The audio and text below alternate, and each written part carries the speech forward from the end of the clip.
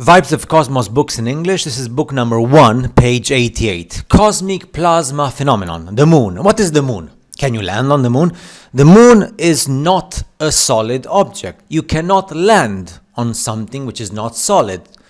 The Moon is a focused, very important, focused, mirrored, also very important. You have to be careful with the words in grammar when you read them. So it's a focused, mirrored, electromagnetic plasma, because it's the fourth state of matter, phenomenon caused by the magnetic field from below, which happens to come out of Hyperborea, because right now Hyperborea is the North Pole. That's why it's off limits. That magnetic field moves. That's why the cycle of many years and the ice ages, but that's a different story.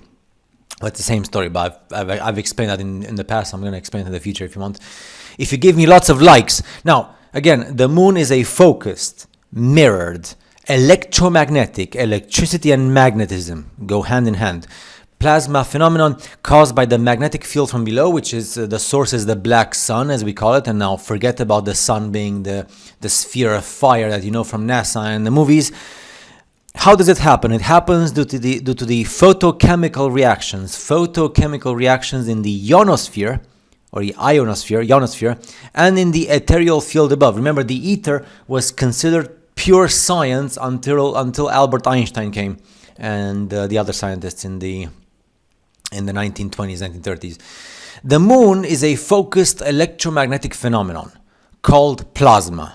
You can call it plasma, you can call it electromagnetic phenomenon, so we don't deviate from the source material. The cosmic, or when you say cosmic, you can say the world, because it's the real universe, the real world, not what we see in the movies, but the actual reality of the real world. Now, the cosmic electromagnetic energy, where does it come from? It comes from below the flat and stationary plane, which is what we call the Earth. And it comes from below and it goes above, towards the sky. The inner reflection, let me make this bigger so you can read. The inner reflection of this electromagnetic energy on this field ceiling, so what we call the sky, it hits the ceiling, the electromagnetic ceiling, and it turns it back down. That's what we call it reflection, refraction, right?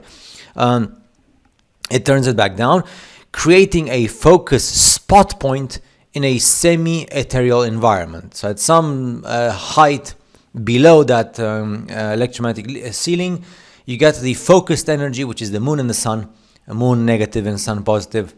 And at this spot there is fluorescence of the ether because of the focused electromagnetic energy. This spot that is created is the Moon.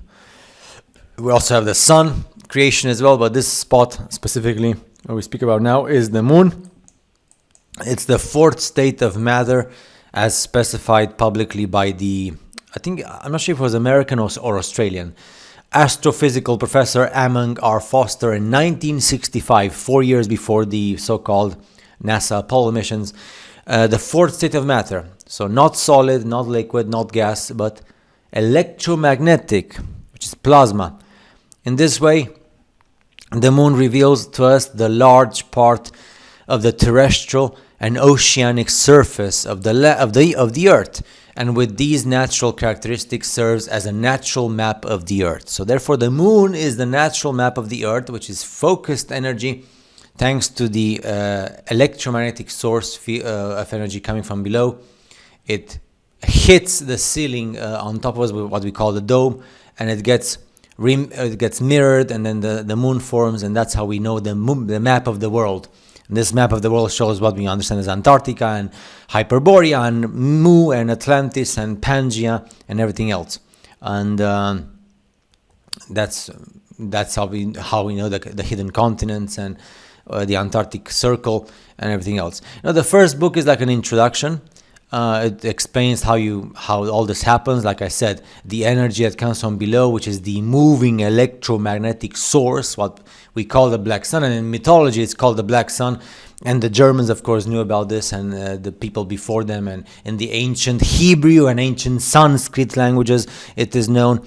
So it gets reflected and refracted as well. Reflection, refraction happen. That's why we say it's a mirror, kind of like a selfie, right? Because it's pretty much like a selfie. You take a selfie of your face, right? And you see your face in the picture because you took a selfie. So, and that's because the light, there's light and we can see everything through light. So this the same, it's the electromagnetism that hits the ceiling, what we call the dome, and it shows all the lands and the oceans and the craters on the bottom of the oceans, etc. And the first book is like a general entry introduction to all of this, which then gets the more like in-depth knowledge in the next books.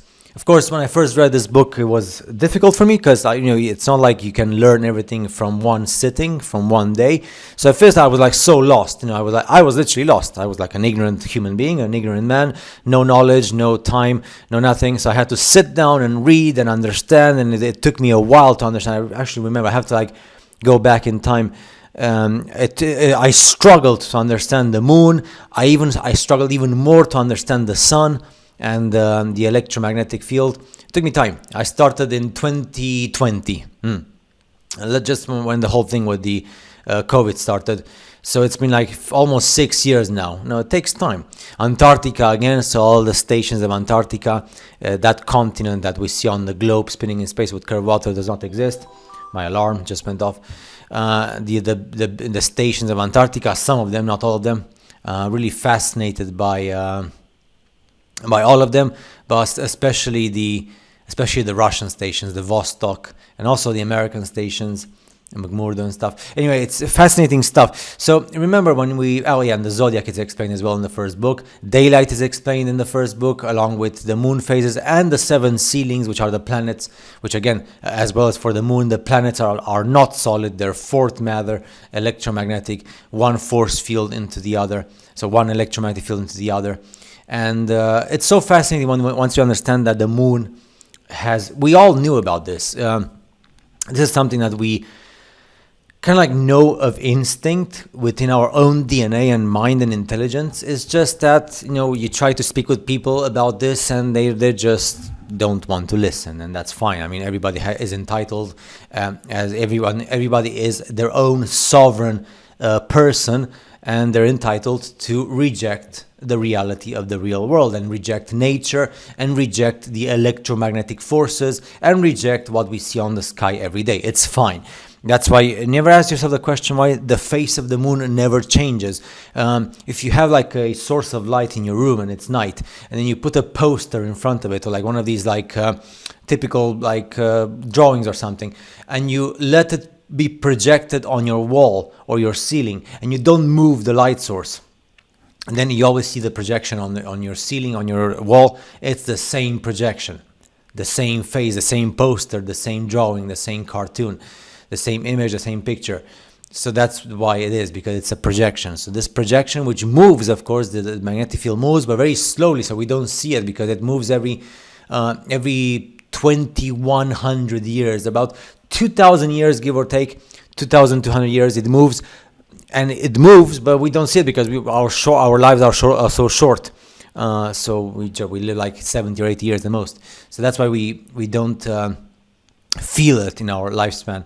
And I hope you enjoyed, and give me thumbs up if you want to speak about this. Of course, this would not be possible if not for the books of Vibes of Cosmos, which I've bought from his because of my own will. Okay, so I bought them because I wanted to from his website, and I actually started buying in 2020, and I'm so grateful for it. So see you in the next video.